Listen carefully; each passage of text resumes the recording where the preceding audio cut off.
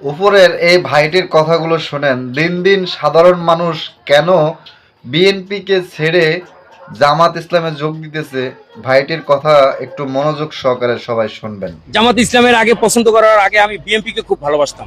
BNP ছেড়ে কেন জামাত ইসলামের দিকে ঝুঁকতেছে? বিএনপি ছেড়ে জামাত ইসলামে কেন আসলাম সেটা হলো যে এই 17 বছর বিএনপির আশা ছিলাম যে বিএনপি আসলে দেশের একটা উপকার হবে, বা হাসিনা এরকম জুলুম অত্যাচার করে, আলেমদের উপরে ঝামেলা করে, এরকমের নিরীহ পাবলিকের উপরে ঝামেলা করে, এই জন্য আর কি চাইছিলাম যে বিএনপি আসুক।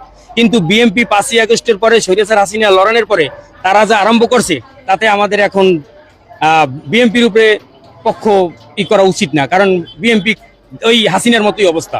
এই জন্য আমরা চাইতেছি জামাত ইসলামের এখন থেকে কোনো দুর্নীতি দেখি নেই বা জুলুম দেখি নেই, এই জন্য আমরা চাইতেছি জামাত ইসলাম একবারের জন্য হলো ক্ষমতায় আসুক ইনশাল্লাহ। সামনে কোন দল ক্ষমতা আসলে বাংলাদেশের মানুষ একটি দুর্নীতি এবং সাদামুক্ত দেশ পাবে বলে বিশ্বাস করেন? ইসলামিক দল। আর এখন তো ইসলামিক 5টা জোট একসাথে হয়েছে, ইনশাল্লাহ আমরা সবাই মিলে তাদেরকে ইসলামিক দলগুলোকে ক্ষমতা আনতে চাই। ইসলামিক দলকে কেন বেছে নিলেন অন্যান্য দল ছাড়া? ইসলামিক দলগুলা কোরআনের আইনে চলবে, কোরআন শাসন করবে, আর কোরআনের শাসন অবস্থায় কোনো দুর্নীতি চাঁদাবাজি কিছুই চলবে না। আর আমরা দীর্ঘদিন ধরে আমলিক বিএনপি দেখছি, তারা দুইজনে একই, আমাদের মুদ্রার এপিট আর ওপিট, তারা দুইজনে চাঁদাবাজ।